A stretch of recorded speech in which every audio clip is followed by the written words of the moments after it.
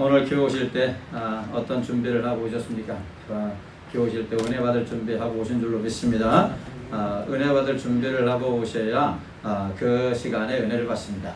근데 은혜 받을 준비를 안 하고 그냥 허겁지겁 그냥 시간 됐으니까 이렇게 막 달려오면 그 은혜 못 받습니다. 그러니까 은혜 받기 위해서는 토요일 저녁 때부터 좀 이렇게 은혜로운 삶이 이어져야 돼요. 은혜로운 삶. 그래서 은혜로운 삶이 이어져야 주일 예배에 놀라운 은혜를 받게 되는 겁니다.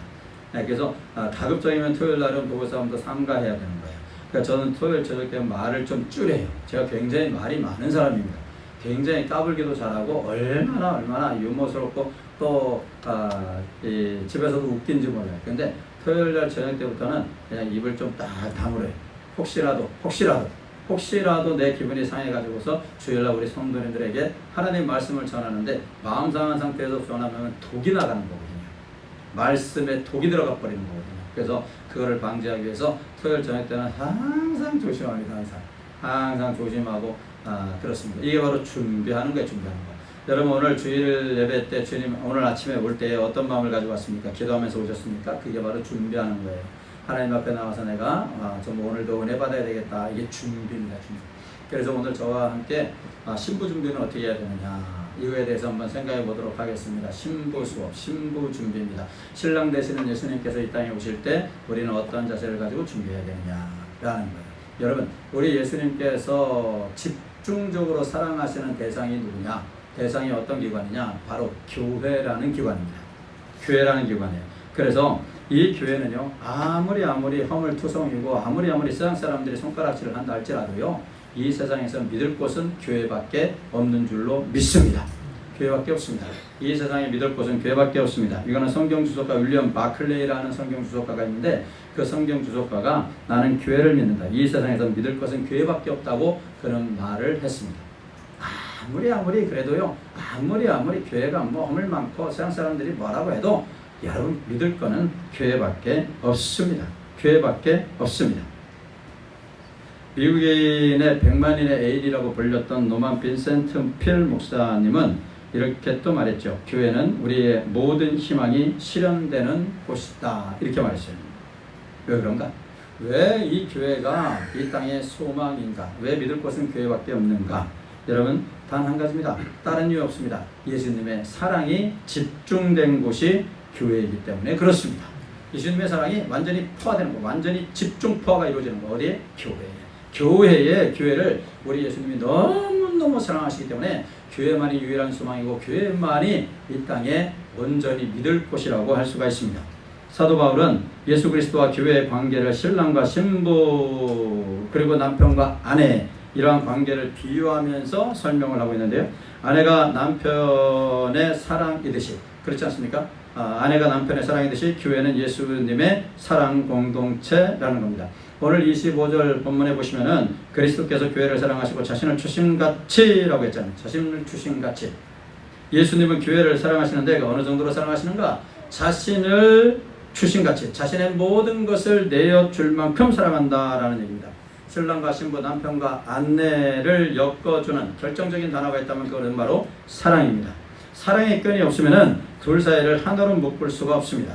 마찬가지로 예수님과 교회 사이에서 사랑이라는 말 외에는 둘의 관계를 묶어줄 수 있는 단어가 없습니다. 예수님은 교회를 너무너무 사랑하셔서 하늘 영광의 보좌를 버리시고 이 땅의 종의 모습으로 오신 겁니다. 그리고 예수님은 십자가에서 우리 죄를 위하여 죽으셨습니다. 이것이 교회를 향하신 예수님의 그 엄청나신 뜨거운 사랑입니다. 그 결과 예수님은 자기의 신부인 교회를 죄와 사망으로부터 구원해서 영광스러운 하나님의 자녀로 삼아 주신 겁니다. 예수님의 유일한 사랑의 대상인 교회는 과연 누구일까요? 누가 그러면은 교회인가? 이 건물 자체가 교회인가? 건물 자체도 교회입니다. 이거 하나님의 백성들이 모인 곳이니까 예배하는 장소니까 회당과 같이 예배하는 장소니까 이것도 교회입니다. 엄밀히 말해서 교회 당이 되는 것이죠. 예배 당이 되는 것이죠. 그 안에 모인 하나님의 백성들 한 사람 한 사람이 누구냐? 바로 교회라는 겁니다. 저와 여러분들이 교회라는 겁니다. 교회요. 그렇기 때문에 예수님을 믿는 모든 사람들이 예수님의 사랑의 대상인 교회가 되는 것입니다. 그럼 이거는 우리가 예수님의 신부라는 얘기가 되는 것이죠.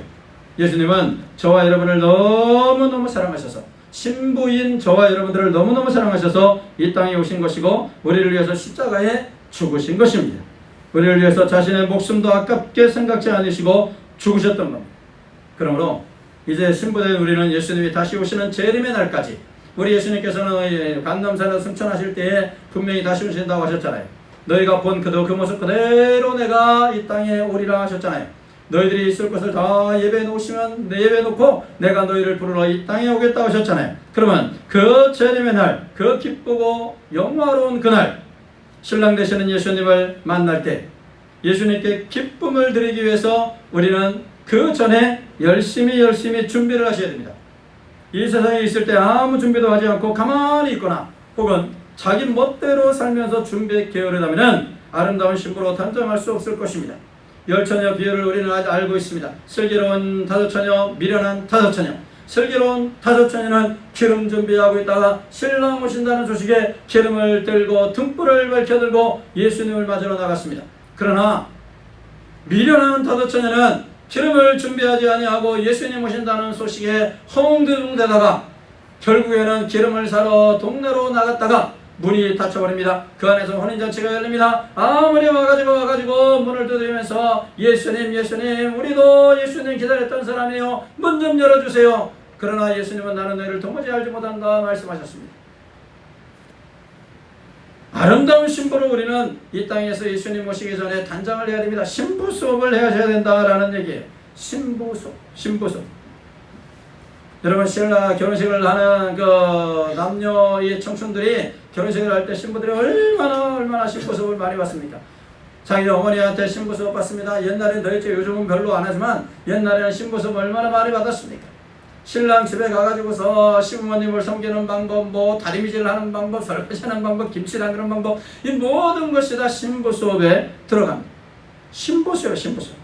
무엇을 하기 위해서는 수업을 받아야 됩니다. 수업을 통해서 준비를 해야 됩니다. 그 옛날 제가 교회를 개척할 때 선배 목사님들이 우려를 표현했어요. 선배 목사님들이 제가 그때 30대 초중반이었으니까 너무너무 어린 나이에 그야말로 당회장 수업을 받지 아니하고 개척에 뛰어든다고 얼마나 저에게 흉계를 많이 했는지 몰라요.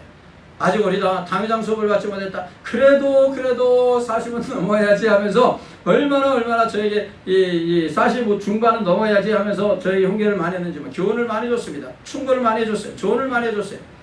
당회장 수업을 받지 못했다. 당회장 수업.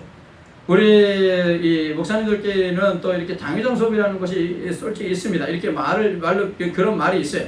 당회장으로서 한 교회 이제 담임 목사로서 교회를 어떻게 처리해 나가고 어떻게 치료해 나가고 성도들을 어떻게 할 것이며 또 교회 모든 일이 발생됐을 때 어떤 일을 해야 되느냐 이런 거에 대해서 이 선배 목사님 밑에서 충분히 부목사실의 훈련을 받아야 되는데 저는 그 기간이 너무너무 짧았다는 얘기예요.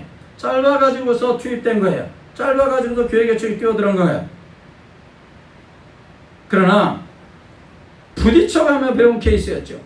그러니까 선배들의 말에 의해서 이론적으로 배우는 게 아니고 부딪혀가면서 실수하고 넘어지고 깨지고 부서지고 이러면서 부딪히면서 이렇게 하는 거예요. 부딪히면서 스트레스 받으면서 막 부딪히면서 하는 거예요. 부딪히면서. 아직도 물론 많이 더 배워야 하고 평생을 배워야 하는 것이지만은 그래도 지금은 후배나 제자들에게 한 교회 담임 목사로서 어떻게 해야 하는지 제 경험을 통해서 가르치는 위치가 이제 되어버렸습니다. 과거에는 귀가 얇아가지고서 당회장으로서 귀가 얇으면 안 되는데 무슨 소리 하면 요 소리 듣고 교회 한 성도가 요 말하면 스트레스 받아가지고 잠도 못 자고 이런 시절이 있었거든요. 교회 성도가 몇 명이 됐든지 간에 어느 정도 시간이 되면 교회 장로를 세우고 권사를 세우고 집사를 세우고 저는 그게 정답인 줄 알았거든요. 근데 아니더라고요. 배워보니까 제가 이제 제 제자들이나 후배들을 가르치는 위치가 돼버리니까 아니더라고요. 그건 성경이 아니에요. 시간 됐다고 장로 세우고 시간 됐다고 안수집사 세우고 시간 됐다고 그건 아니에요. 그거는 직분을 남용하는 거예요. 그냥 남발을 버리는 거예요. 제대로 된 사람을 세워야지. 제대로 역할을 감당할 수 있는 그러한 장로를 세우고 안수집사 세우고 권사를 세워야지. 제대로 된 사람들을 세워야 돼. 제대로 된 사람들. 근데 과거에는 이 말 듣고 저 말 듣고 요거 안 들으면 뭐 교회 나가도 저 그거에 겁먹어가지고서 뭐 어쩌고 저쩌고. 아유, 이거는 아니에요. 제가 배우질 못해서 그랬다. 제가 장회장 수업을 배우지 못해서 그래요. 성경적으로 무엇이 옳은가를 그때까지는 잘 몰랐어요. 사랑하시는 여러분, 예수님을 다시 만날 날을 기대하면서 신부인 우리도 날마다 신부 수업을 해야 한다라는 얘기입니다. 구약에 에스더라는 성경 인물이 있지 않습니까? 에스더 참으로 위대한 여성 지도자 아니었습니까? 거기에는 강력한 존재군주가 왕비를 간택하려고 하지 않았습니까? 아하수에로 왕이 페르시아 황제였죠. 이 아하수에로 왕이 전국에 걸쳐서 왕비를 간택하기 위해서 전국에 이제 공고를 낸 것입니다. 모든 전 국토에 있는 모든 미녀들은 다 궁전에 모여들지 않았습니까? 그곳에 모인 많은 천재 중에서 몇 명을 그리고 최종적으로 선발을 했어요. 최종적으로 선발한 후에 그 최종적으로 선발한 그 사람들이 몇 년 동안 준비를 합니까? 1년이에요. 6개월 동안은 후보로 뽑힌 처녀 몇 사람은 처녀 한 사람당 7사람이 매달리게 됩니다. 처음 6달 동안은 몰약이라는 값비싼 향유로 몸을 가꾸고 또 나머지 6달 동안에는 온갖 향수와 화장품으로 몸을 다듬게 됩니다. 그렇게 1년을 보냅니다. 1년을 왕을 만나기 위해서, 왕 아직 만나지도 못했습니다.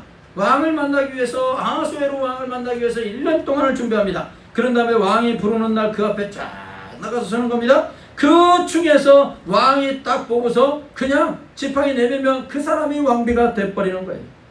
사랑하시는 여러분, 세상 나라의 왕의 신부가 되기 위해서도 가꾸면서 준비한다면 만왕의 왕이신 예수님, 우리를 위해서 십자가에 모진 고통 당하시고 죽으신 예수님, 그분을 위해서 우리가 신부 수업을 게을리해서야 되겠습니까? 그분을 맞이하는데 신부인 우리도 준비해야 될 거 아니겠습니까? 우리도 준비해야 됩니다. 우리도 대통령이 동네에 한번 뜨면 온 동네가 비상이 걸리는 거 아닙니까? 준비하는 거 아닙니까? 세상에 인간 대통령도 뜨면은 온 동네가 난리 나고 온 동네가 막 웃어난데, 만왕의 왕이신 예수 그리스도가 이 땅에 오시기 위해서, 만왕의 왕이신 예수 그리스도가 이 땅에 오실 때 신부인 우리가 아무런 준비 없이 있다가 예수님을 맞이하면 되겠느냐라는 얘기예요. 우리가 해야 할 신부 수업은 전체적으로 우리 신앙생활에서 꼭 필요한, 교회 신앙생활에서 꼭 필요한 것들을 우리가 말할 수가 있어요. 5가지로 쭉 정리가 가능한데요. 첫째, 예배입니다. 신부 수업의 첫 번째는 예배예요. 하나님께서는 우리를 예배자로 부르셨습니다. 예배만큼 영광스러운 일이 여러분 세상에 어디 있겠습니까? 하나님은 온 우주 만물의 창조주요 온 우주 만물의 통치권자이십니다. 하나님은 거룩하신 분입니다. 이 전능하신 하나님께 예배드릴 수 있는 거, 여러분 아무나 할 수 있는 거 아니라는 것을 여러분 언제나 기억하셔야 됩니다. 아무나 예배드릴 수 있는 게 아니에요. 하나님의 자녀로 부르심을 받은 하나님의 자녀들만이 드릴 수 있는 특권인 줄로 믿습니다. 그러니 이 예배가 얼마나 소중하고 얼마나 중요한 것입니까? 우리의 신앙생활에서 가장 중요한 일은 예배입니다. 예배를 통해서 은혜 받고, 예배를 통해서 복을 받고, 예배를 통해서 문제 해결함을 받는 겁니다. 예배를 통해서 성령의 어루만지심이 임하고 상한 마음이 치유함을 받게 되는 겁니다. 예배를 통하여서 우리의 침체된 마음이 다시금 활기를 되찾게 하는 것이 되는 것입니다. 하나님께서는 예배를 통해서 세상을 이길 수 있는 힘을 우리에게 주실 줄로 믿습니다. 예배가 살아있는 교회의 성도들과요, 예배가 죽어있는 교회의 성도들을 비교해보면 뚜렷이 구별되는 것을 여러분 아십니까? 예배가 살아있는 교회의 성도들은요, 그 얼굴이 얼마나 반짝반짝 빛나는지 모릅니다. 찜통도이가 있다 할지라도 얼마나 얼굴에 활기가 넘치는지 모릅니다. 얼굴이 환합니다. 미소 띱니다. 언제나 적극적인 삶을 살아갑니다. 긍정적으로 생각하기 때문에 얼굴에 미소가 없어지질 않습니다. 하나님, 생활이 비록 어렵고 가난하고 문제에 매일매일 부딪혀도요, 하나님의 선하신 뜻을 바라보면서 하루하루 힘있게 살아갑니다. 그런 성도들인 얼굴을 환하게, 하나님께서 사랑하시는 자, 하나님의 뜻대로 부르심을 입은 자들에게는 모든 것이 합력하여 선을 이루느니라. 할렐루야. 이 믿음을 갖고 있기 때문에 언제나 자, 저를 보시고 환하게 한번 웃어봅시다. 시작. 웃음이 기본이 안 돼 있으니까 웃음이 나올 수가 없는 거예요. 자, 우리 30초 웃으라면 좀 이상하고 10초만 웃읍시다. 5초만 웃읍시다. 시작. 이 5초만 웃어요. 그러면 여러분들은, 자, 노래도 있잖아요. 임영웅이가 불렀나? 일도 뭐지? 빨리 해봐요. 일로인가 뭔가 뭐 그거 뭐 웃으면 좋다 이거 아니에요, 그죠? 얼굴 또 화나면 좀 이렇게 화나고 좀 우울한 생각하면 늙어진다 이거 아니에요? 그 얘기 노래 자체가 그런 거예요. 우리 하나님의 자녀들은요, 예배가 살아있는 교회 성도님들은요 환합니다. 방금 전에 말씀드렸지만 모든 것을 하나님께 맡기는 거예요. 하나님께서 알아서 하실 텐데 뭐 내 삶에 힘든 점이 있어도 하나님께서 알아서 하실 텐데 뭐 그러면서 매사 하나님 중심으로 사는 거예요. 하나님 뜻대로만 사는 거예요. 그러니까 얼굴이 환할 수밖에 없지 않습니까? 아무리 세상살이가 힘들어도 말입니다. 주중에도요 예배 시간만을 손꼽아 기다립니다. 예배 시간 교회 가는 시간만을 손꼽아 기다립니다. 때로는 답답해요. 오늘 교회 가는 날이야? 맨날 물어봐요. 하루에 한 번씩 뵈러 가면은 맨날 물어봐. 오늘 교회 가는 날만 손꼽아 기다리는 모습이 얼마나 그 모습이 아름다운지, 얼마나 우리 하나님께서 보실 때도 얼마나 아름답게 보겠습니까? 교회 가는 날만 그냥 손꼽아 기다리는 거예요. 손꼽아. 하나님 앞에 예배드리는 시간, 하나님 앞에 찬송하는 시간, 말씀 듣는 시간을 손꼽아 기다리는 거예요.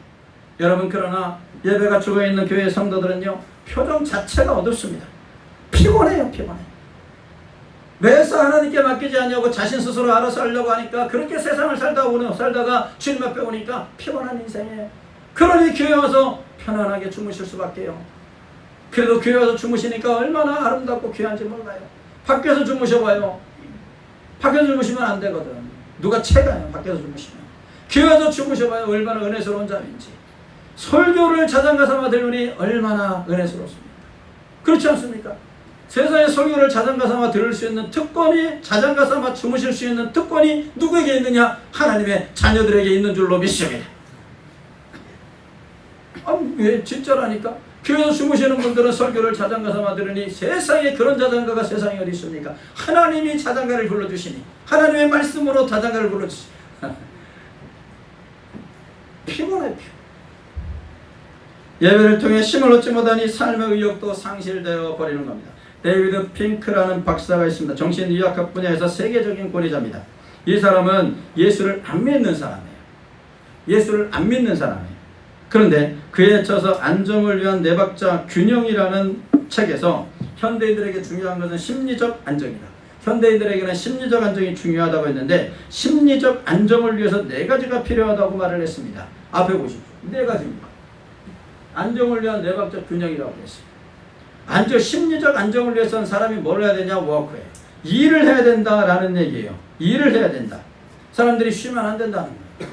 움직여야 돼요. 그래야 심리적 안정이 있다는 거예요. 일을 하지 않고 맨날 이게 낮에는 낮잠 자고 저녁엔 텔레비 보고, 이것이 반복돼 봐요. 그러면은 문제가 생겨요. 육체적으로도 문제가 되지만 심리적으로 문제가 된다라는 얘기예요. 일을 해야 된다라는 얘기. 무슨 일이든지 해야 된다는 거예요. 두 번째는 플레이예요. 일을 했으면은 적절한 쉼이 필요하다는 얘기예요. 노는 것도 일에 있어야 된다는 거예요. 일과 쉼이 같이 있어야 된다라는 얘기예요. 그래서 제가 이게 놀이라고 했는데 이게 쉼이에요. 쉼. 그러니까 뭔가 이렇게 다른 어떤 나 자신의 어떤 리프레시를 위해서 좀 이렇게 쉼도 필요하고 레크레이션도 필요하고 뭐 여행도 필요하고 이렇다는 얘기예요. 우리 예수님께서도 그러시지 않았습니까? 제자들이 나가서 복음 전하고 와서 그러잖아요. 너희들이 복음 전학을, 하나님의 일을 하려고 복음 전하기 위해서 밥 먹을 시간도 없었다는 얘기예요. 밥 먹을 시간. 그러니까 예수님께서 야 잠깐 쉬어라. 잠깐 쉬라고 그랬잖아요. 잠깐의 쉼도 필요하다는 얘기예요.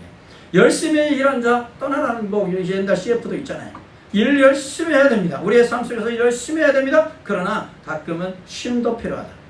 우리의 심리적 안정을 위해서 쉼도 필요하다는 거예요. 세 번째는 사랑해야 한다는 거예요. 심리적 안정을 위해서는 사랑의 대상이 있어야 된다라는 얘기예요. 사랑하는 사람이 있어야 하고 사랑의 울타리가 있어야 된다는 얘기예요. 여러분, 가정도 마찬가지잖아요.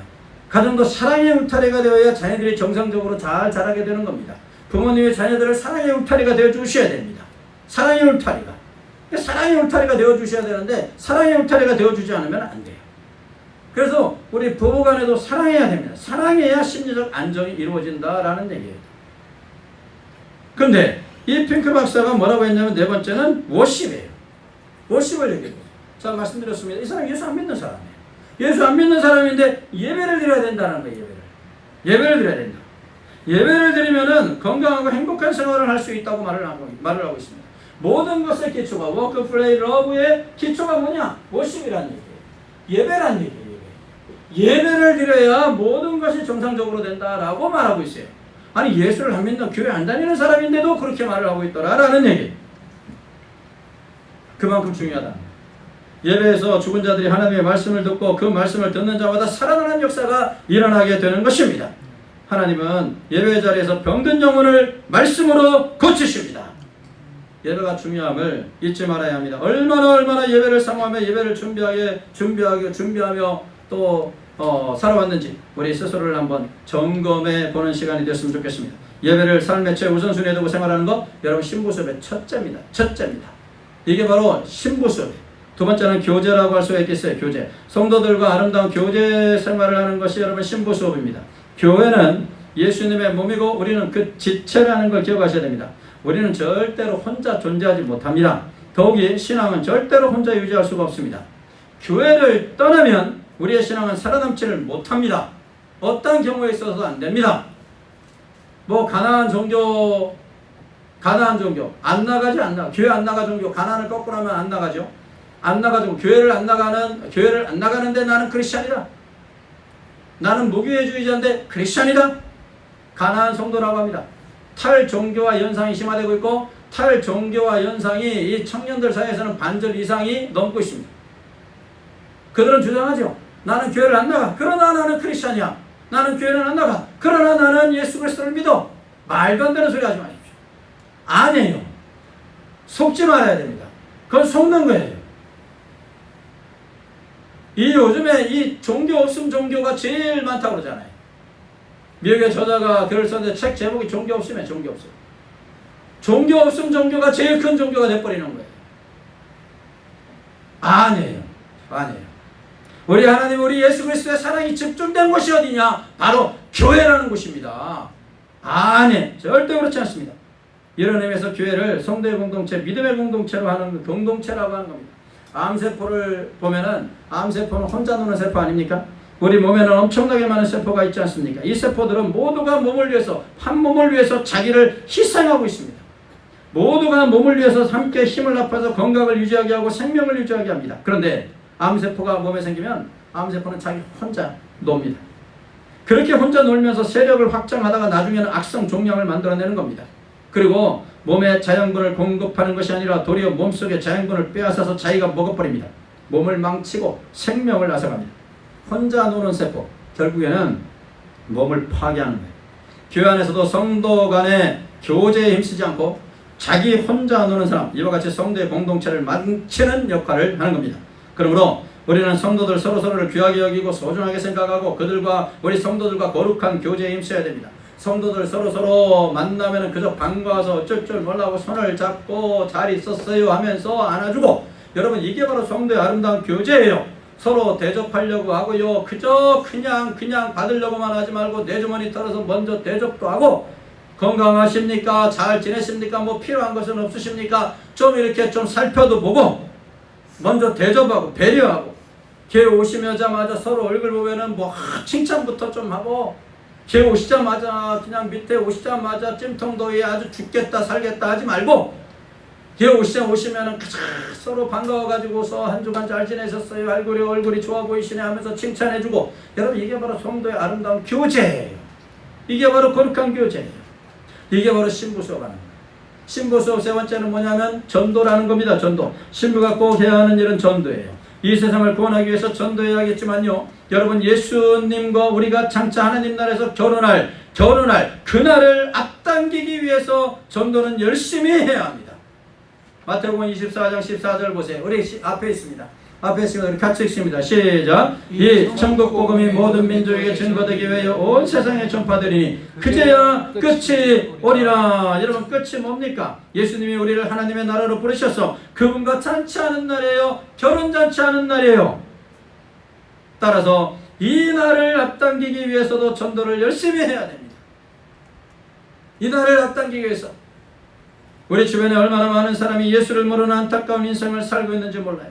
이 세상의 삶이 전부인 줄 알고, 이 세상의 삶이 전부인 줄 알고, 이 세상에만 매여서 살아가는 불쌍한 영혼들, 정말로 불쌍한 영혼들이 얼마나 많은지 모릅니다. 고린도서 4장 3절 4절 우리 같이 읽습니다. 시작. 만일 우리의 복음이 가리웠으면 망하는 자들에게는 가리워진 것이라. 그 중에 이 세상의 신이 믿지 아니하는 자들의 마음을 혼미하게 하여 그리스도의 영광의 복음의 광채가 비치지 못하게 함이니 그리스도는 하나님의 형상이니라. 이 세상 신이라고 말했어요. 이 세상 신. 이 세상 신이라는 게 뭐냐면 마귀 사탄 더러운 영 귀신들이에요. 이 마귀 사탄 사탄의 쫄개들이 귀신들 아닙니까? 이것들이 혼미하게 한다고 했어요. 혼미하게 한다. 혼미하게 한다. 혼미하게 한다는 게 뭡니까? 도무지 보지 못하도록 눈을 가려버린다는 거예요. 도저히 못 보도록 눈을 가려놓는 거예요. 쉽게 말해서 복음을 들어도 뭔 소린지 알아듣지 못하도록 아예 눈을 가려놓는다는 겁니다. 귀를 막아놓는다는 얘기예요. 이 세상의 악한 영들이 여러분 우리 주변에 있는 모든 사람의 눈을 가려놓고 십자가를 보지 못하게 지금 만들고 있는 겁니다. 그러므로 우리는 이 불쌍하고 어두운 영혼들을 구원하기 위해서 어떻게 해야 되겠습니까? 성령의 능력을 우리가 먼저 구해야 돼요. 이 세상의 불신 영혼들은 악한 영들이 사탄이 그의 졸개들 귀신들이 혼미케 하기 때문에 예수를 못 믿는 거예요. 그렇다면 우리가 그들에게 복음을 전하기 위해서 우리가 먼저 필요한 게 뭐냐? 성령의 능력을 얻어야 됩니다. 우리가 신보수업 제대로 하면서 전도생활을 하기 위해서는 성령의 능력을 구하시는 성도들이 되시기를 예수님의 이름으로 축복합니다. 성령의 능력이 임하시기를 기도하는 120명의 제자들을 위해 성령이 오셨습니다. 그리고 그들은 충만하게 성령 충만함을 받았고 그리고 능력을 덧입혔습니다. 능력을 받았습니다. 그러할 때에 다락방에 모여 마음을 같이하여 저녁 기도에 임섰다고 하는 이 제자들이 문을 박차고 나가서 자신들을 잡으려고 하는 그 로마 병정들과 또 유대 대제사장들의 졸개를 그들 앞에 서가지고 담대하게 복음을 전할 수가 있었던 겁니다. 성령의 능력이 임하니까 다른 대안이 없습니다. 자신감도 소용없습니다. 복음을 전할 때 자신감도 소용없고 단련도 소용없습니다. 많이 배운 것 소용없습니다. 우리가 믿을 수 있는 것은 오직 복음의 말씀을 능력 있게 하시는 성령님 뿐이십니다. 전도는 그래서 커뮤니케이션이 아니라고 하지 않습니까? 의사소통이 아니에요. 서로 간에 대화하면서 서로 간에 의견을 주고받는 그런 것이 아니에요. 전도라는 것은 이런 의사소통 커뮤니케이션이 아니고 컨프런테이션이에요. 대결입니다. 대결. 전도는 영적 대결입니다. 기도하여 능력받고 예수님을 전하여 생명을 구하는 일, 이것이 예수님의 신부인 우리가 평생 우리 예수님 오시는 그날 예수님을 기쁘게 해드리기 위해서 꼭 해야 되는 일이 바로 이 전도라는 신부수업입니다. 이게 얼마나 중요한지 몰라요. 그 다음에 신부수업은 봉사하는 겁니다. 예수님의 신부는 섬기는 자가 되어야 됩니다. 눈높이를 맞추고 혹은 더 낮은 자리에서 올려다보는 성도의 자세, 이게 바로 봉사하는 자세입니다. 예수님께서도 그러셨잖아요. 제자들의 발을 씻겨 주셨습니다. 식당에 가면은 가끔 가다가 그런 사람들 만나지 않습니까? 요즘은 제가 그런 개인 식당 같은 데를 별로 가지 않아서 잘 모르겠습니다만은 가끔 가다가는 텔레비전에서도 그런 모습 보잖아요. 웨이터가 와가지고서 주문을 받으면서 무릎을 다 그냥 꿇고서 주문을 받는 그런 웨이터들이 있는 것을 봅니다. 고객을 우대하겠다는 그런 의미일 것입니다.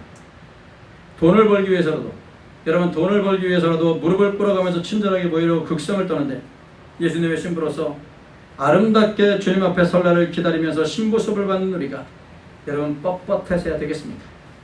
뻣뻣하면 안 됩니다. 열심히 교회를 위해 헌신하고 희생하고 성도들을 서로 섬기는 봉사의 삶, 삶의 현장에서도 구제하고 배려하고 봉사하는 삶, 여러분 이것이 바로 신부 수업입니다. 신부 수업하는 거예요.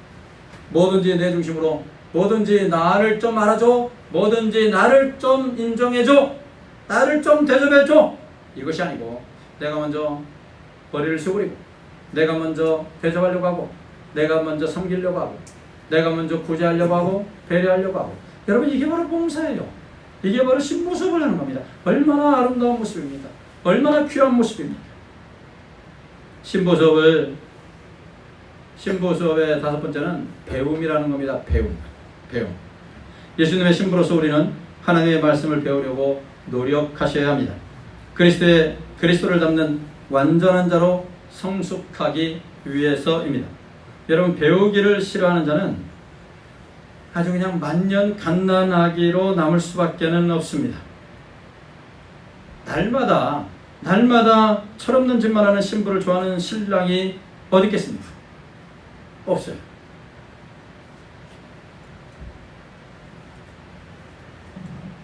좀 말도 안 되는 소리지만 우리가 신랑 되시는 예수님을 만나려면 신부인 우리가 신랑의 수준으로 좀 가자 이 말이에요. 신랑의 수준으로.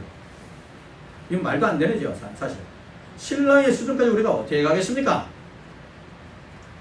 근데 너무 떨어져 보십시오. 이게 안 됩니다. 그래서 우리는 배우셔야 되는 거예요.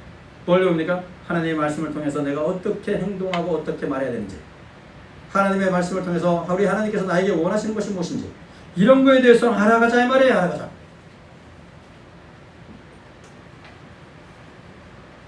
그래서 우리 예수님께서도 하나님의 말씀을 열심히 배우고 주야로 묵상하라고 우리에게 교훈을 해주고 있는 겁니다. 여러분, 교회 안에서 좀 죄송한 표현으로 제일 골치 아픈 사람이 만년 갓난아기입니다. 만년 갓난. 한시도 눈을 떼지 못하고 날마다 신경을 써야 합니다. 하나님의 말씀도 좀 심한 말씀은 받아들이질 않아요. 믿음의 그릇이 준비되지 않아요. 항상 위로해주고 항상 격려해주고 항상 알아주고 그러기만 말해요.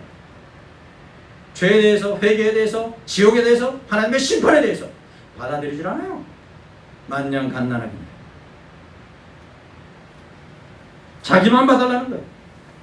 자기한테 조금이라도 신경을 쓰지 않으면 울고 땡깡을 핍니다. 그러잖아요. 애기들이 그러잖아요. 엄마가 자기를 알아주지 않으면 땡깡. 막 울면서. 미운 5살, 6살 얘들은 또 어떻습니까? 뭐 밖에서 그냥 길거리에서 쫙 누워버리잖아요. 막 하고서 울려. 이 교회를 10년, 20년, 30년을 다니고 40년을 다니고 아무리 오랜 신앙생활을 했어도 하나님의 말씀을 배우지 않으면은 만년 갓난아기가 될 수밖에 없어요. 하나님의 말씀을 배워야 돼요. 배워야 돼요. 알아야 된다는 거예요. 교회에서는 여러분 자라나야 됩니다. 자라야 합니다. 예수님의 모습을 닮아가기 위해서 성숙한 그리스도인이 되기 위해서 말씀을 배워야 한다라는 얘기, 말씀을 배워야 한다는 것입니다. 우리의 지난 시간을 돌아보면서 나는 얼마나 말씀을 배우려고 노력했는지 생각해 보셔야 됩니다. 말씀을 잘 배워야, 여러분 말씀을 잘 배워야 제대로 온전한 신앙생활을 하실 수가 있게 되는 것입니다. 말씀을 제대로 배우지 않으면 신앙생활 자체가 자기중심적으로 가는 거예요. 자기중심적으로. 자기가 기준이 아닙니다. 자기의 경험과 생각이 기준이 되는 그런 신부가 되어서는 안 됩니다. 신랑 되시는 예수님이 원하시는 것이 무엇인가를 알아야 합니다. 알아야 제대로 신앙생활을 할 수 있는 것입니다. 사랑하시는 성도 여러분, 우리 예수님의 사랑이 집중된 대상은 바로 저나 우리 성도님들이십니다. 우리 예수님의 사랑이 완전히 초질과 일편단심으로 집중되시 우리에게. 그렇기 때문에 우리도 이제는 예수님의 가장 사랑하시는 예수님의 신부임을 기억하고 예수님의 아름다운 신부로서 신부 수업을 잘해서 신부 수업 잘해서 우리 예수님, 신랑 되시는 예수님, 그 예수님께 기쁨을 드리고 만족을 드리는 우리 성도들이 되시기를 예수님의 이름으로 축원합니다.